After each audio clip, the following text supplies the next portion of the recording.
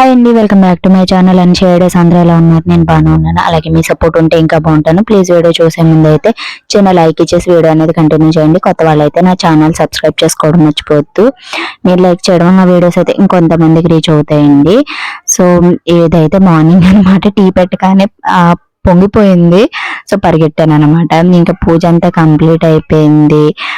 ఇంకా బయట అంతా కూడా అంటే టెంపుల్ కి వెళ్ళి వచ్చాను ఈ రోజు అయితేను. 3:30కి లేచేసి ఇంకా వెంటనే బ్రష్ చేసేసుకుని వెళ్ళిపోయాను అనమాట పాతికి. అంటే ఈ రోజు పిల్లలకి సెకండ్ సాటర్డే, దాని గురించి అయితే ఇంకా టెంపుల్ అన్ని పెట్టుకున్నాము. అమ్మ అయితే మొదటి రోజే పెట్టేసుకుంది. అలాగే లాస్ట్ రోజు ఫస్ట్ రోజు అంత ఖాళీ ఉండదు, అందుకోసమే నేను ఈ రోజు ఫిక్స్ చేసుకున్నాను. అంటే నిన్న ఈవినింగ్ పిల్లలు స్కూల్ నుంచి వచ్చిన తర్వాత హాలిడే అని చెప్పేసరికి ఇంక నేను ఇంకా పువ్వొత్తులు అవన్నీ రెడీగా ఉండడం వల్ల ఇంకా అన్ని రెడీ చేసి పెట్టేసుకున్నాను. అంటే అరటి డొప్పలు అవి నాన్న ముందే నేను అడగక ముందే తీసుకొచ్చేసారు కదా, అవి ఇంకా కట్ చేసేసుకుని అన్ని రెడీ పెట్టేసుకున్నాను. ఇంకా అన్ని 3:30కి వెళ్ళిపోయి నేను వెళ్ళేటప్పటికి టెంపుల్ డోర్ కూడా ఓపెన్ చేయలేదన్నమాట. హాఫ్ అన్ అవర్ వెయిట్ చేశాను. ఇంకా తర్వాత ఒక 4-5 మెంబర్స్ ఉన్నారు నాతో పాటు. ఇంక వెంటనే ఖాళీగా ఉందన్నమాట. ఇంకా అక్కడ దీపాలు కోనేట్లోని దీపాలు వదిలేసి అలాగే టెంపుల్స్ అన్ని కూడా దర్శనం అయిపోయింది. టెంపుల్స్ అన్ని కూడా తిరిగేసాము. ఇంకా తర్వాత అయితే ఇంటికి వచ్చేటప్పటికి 6:30 అయిపోయింది. ఇంక ఇంటికి వచ్చిన తర్వాతే ఈ రోజు అయితే ఇంక ఇంటి దగ్గర వచ్చిన తర్వాతే పెట్టుకున్నాను. అన్ని రెడీ చేసుకుని ఇంటి దగ్గర పెట్టుకుంటే లేట్ అయిపోతుంది అనేసి ఫస్ట్ ఇంటి దగ్గర పెట్టేసుకున్నాను అనమాట. తర్వాత అయితే నాన్న కూడా ఈరోజు సాటర్డే ఇక్కడ మాకు శనివారం సంత ఉంటది అనమాట. అందుకోసం ఈ లేటుగా వస్తారు. అసలు యాక్చువల్గా సాటర్డే పాలు రావు, తీసుకురారు. కాకపోతే ఇంకా మాకు ఇబ్బంది అవుతుంది అనేసి తీసుకొచ్చి ఇచ్చేసారు అనమాట. 6:30కే నేను టెంపుల్కి వెళ్ళి వచ్చిన కాసేపటికైతే నాన్న కూడా వచ్చి పాలు ఇచ్చేసి అది హాఫ్ నాకు హాఫ్ అమ్మకాయ పంపించాలి ఇప్పుడైతేను. ఇంకా వాడు పాప నాతో పాటు తిరిగి నాతో పాటు ఓపిక పట్టేది నా ఫ్యామిలీలో ఇంకా మా పెద్దోడు ఒక్కడే. మా చిన్నోడికి అంత ఒప్పుకుండదు, మా వారికి అంత ఒప్పుకుండు. మేమిద్దరం కూడా కొంచెం ఓపికగా తిరుగుతాం అనమాట. నాతో పాటు అన్ని టెంపుల్స్ తిరిగాడు. ఆడు కూడా కోనేట్లో దీపాలు వదిలేడు. అంటే నేను చలికి వద్దనేసి అనుకున్నాను, బట్ వాడు ఇంకా నేను కూడా వదులుతాను అనేసరికి ఇంకా స్నానం చేసి దీపాలు వాడు. ఇంక నేను మొబైల్ తీసుకెళ్ళలేదు, మాకు లేట్ అయిపోతుంది ఇంక ఇవన్నీ పెట్టుకుంటాననేసి. అలా ఆల్రెడీ లాస్ట్ టైం షేర్ చేశాను అనేసి నేను మొబైల్ ఏం తీసుకెళ్ళలేదు. ఇంకా నాకు ప్రశాంతంగా తొందరగా కంప్లీట్ అయిపోయింది రోజన్నీ. ఇంకా కొన్ని ఉన్నాయన్నమాట, అవి మండే అలా వెళ్తుంటాను కదా, ఆ టైంలో అప్పుడు కవర్ చేసేసుకుంటాను అనమాట. ఇప్పుడైతే నేను ఇడ్లీ పెట్టేసుకున్నాను, అలాగే చట్నీ ప్రిపేర్ చేసి ఇంక టీ పెట్టుకుని తాగేసాను అనమాట. ఫస్ట్ అయితే కాఫీ పెట్టుకున్నామంటే కాఫీ ప్యాకెట్లు ఈ రోజు తెప్పించాలి, ఎలాగైనా మర్చిపోతున్నాను. ఇంకా ఈ మధ్య కాఫీ ప్యాకెట్స్ ఉంటే ఎక్కువ కాఫీ ఈజీగా అయిపోతుంది, పాలు మరగబెట్టి ఉంటే కాఫీ కలిపేసుకోవచ్చని తొందరగా అవగట్టేసాను అనమాట. ఇంకా కాఫీ ప్యాకెట్స్ అయిపోయి ఎర్లీ మార్నింగ్ తాగడం అలవాటు అయిపోయిన తర్వాత సో పెట్టుకపోతే తెల్లవారుజామున అలవాటు అయిపోయి ఏదోలా ఉంటుంది. ఇంకా తర్వాత అయితే ఇడ్లీ నాకు ఈ రోజైతే 2 ఇన్సిడెంట్స్ ఏంటంటే, ఫస్ట్ టీ పొంగిపోయింది, తర్వాత ఇడ్లీ తీసేటప్పుడు ఆ రేకు జారిపోయింది అనమాట. జస్ట్ మిస్ టీ గ్లాస్ మీద పడితే మొత్తం నాకు డబల్ వర్క్ అయ్యేది. తర్వాత అయితే ఆఫ్టర్నూన్ వరకు వ్లాగ్ ఏం తీయలేదు. తర్వాత అయితే మా అక్క ఆల్రెడీ కాల్ చేసింది పంపించమనేసి మా పెద్దోడిని. ఇంకా మా అక్క పంపిన సంసారం చూపిస్తాను చూడండి. సో అంటే ఒత్తులు చేసుకోవడానికి పత్తి వచ్చింది, నేను ఇచ్చుకున్నాను, పట్టుకెళ్ళమని చెప్పనేసి కాల్ చేసింది. ఇంకా మా వాడు వెళ్ళి తీసుకొచ్చాడు అనమాట. అంటే ఈ రెడీమేడ్ కొంటుంటే అవి అస్సలు టెంపుల్స్ వెళ్ళినప్పుడు చాలా ప్రాబ్లం అయిపోతుంది. అసలు నాకు ఎన్ని అగ్గిపెట్టలు అయిపోతున్నాయి, అసలు వెలగట్లేదు అనమాట. సో అగరత్తితోని అగ్గిపుల్లతో వెలిగించకూడదు అంటున్నారు. నాకు ఇలా అయిపోతుంది, ఇంకా ఏం చేస్తాం. ఇంకా పత్తి అయితే పంపించింది. ఇది సరే ఈ రోజైతే ఇంకా చేయను, నాకు ఫుల్ టైర్డ్ గా ఉన్న కాళ్ళ నొప్పులు టెంపుల్స్ అనేవి తిరిగి. సో ఇంకా నేను ఆల్రెడీ ఇంకా అమ్మమ్మ వాళ్ళ దగ్గర నుంచి పువ్వులు తెచ్చుకున్నాను అనేసి పంపించదేమో అనుకున్నాను, కాకపోతే మొగ్గలు కూడా పంపించింది. ఇంకా నాకు అడగకుండానే అమ్మాయిన అక్కైనా పంపిస్తారు. సో ఇవన్నీ కూడా నేను కొనాలి, ఇన్ని చేయాలంటే ఇంకా నాకు కొంచెం ప్రాబ్లం అయ్యేది ఇప్పుడు. సో వాళ్ళు ఉండడం వల్ల కొంచెం బెటర్, వాళ్ళు లేకపోతే ఏమైపోయేదన్న కొంచెం సపోర్ట్ అనేది ఉంటుంది మనకి. బ్యాక్ సపోర్ట్ అంటే పెద్దవాళ్ళది డెఫినెట్ గా ఉండాలి. ఇంకా కాయగూరలు పొలంలో వేసినవి కొన్నవి ఉన్నాయి, అంటే పచ్చిమిర్చి, అరటికాయలు, అలాగే కాకరకాయలు అయితే పొలంలో వేసినవి, అరటికాయలు, ఇంకా దొండకాయలు ఇవి వచ్చాయి. ఇంకా ఈ 4 days కూడా ఫ్రైలు చేసేయాలి, రసం పెట్టేసి. సో వేస్ట్ అయిపోకుండా వండేయాలి. ఇంకా ఆనియన్స్ ఒకటే తీసుకుంటే సరిపోద్ది. అది కూడా నేను ఫ్రైడే వెళ్ళినప్పుడు ఆనియన్స్ తీసుకొచ్చాను. రోజు ఇంకా చుట్టాలు రావడం వల్ల ఆనియన్స్ కట్ చేసేసాను, పకోడీ వేసాను కదా, నాకు ఆ రోజు వేస్ట్ అనిపించింది. ఇంకా అరటికాయలు వేస్ట్ అయిపోకుండా ఒకటి కర్రీ ఒకటి బజ్జీ వేసేయాలి. రేపు సండే కదా, రేపు ఈవినింగ్ వేస్తాను. ఈ రోజు అయితే ఏం పెట్టుకోదలుచుకోలేదు, ఫుల్ టైర్డ్ ఉన్నాను. ఇంకా పువ్వులు, సన్నజాజులు కూడా పంపించింది. నాకు పువ్వులు అంటే ఇంట్రెస్ట్ పెట్టుకోవడం, కాకపోతే ఇప్పుడు పూజకి కొనుక్కోవడానికి కొంచెం కాస్ట్ ఎక్కువ ఉంటున్నాయి. ఇంకా తలలో పెట్టుకోవడానికి కొనాలంటే ఇంకా చాలా కాస్ట్ ఉంటాయి. లాస్ట్ టైం ఏమో అమ్మ పంపించింది కనకంబరాలు, ఈ రోజు అయితే సన్నజాజులు పంపించింది.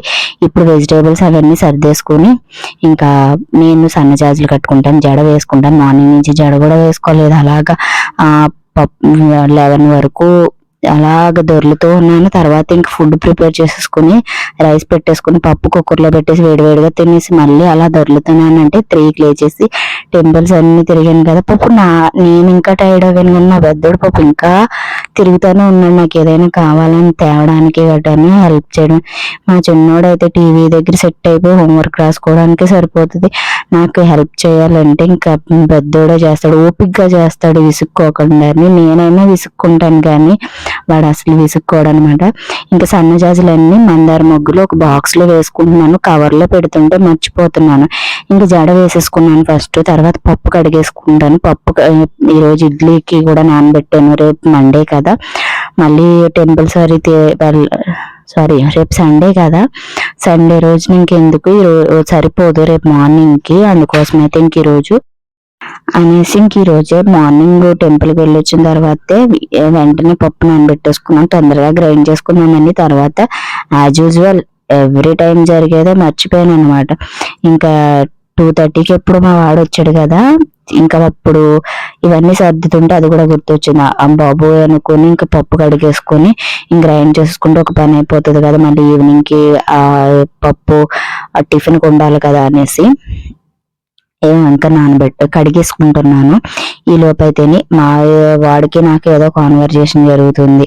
ఇంకా అక్క కాయగూరలే కాదు నైటీ కూడా పంపించింది. అంటే నాకు ఎవ్రీ మంత్ ఇంకా అన్ని నైటీస్ కూడా పీరియడ్ టైంలో వాడేసాను. నాకు ఈవినింగ్ టైంలో పూజ టైంలో కట్టుకోవడానికి ఇబ్బంది అవుతుంది, డ్రెస్ తోనే పెట్టుకుంటున్నాను.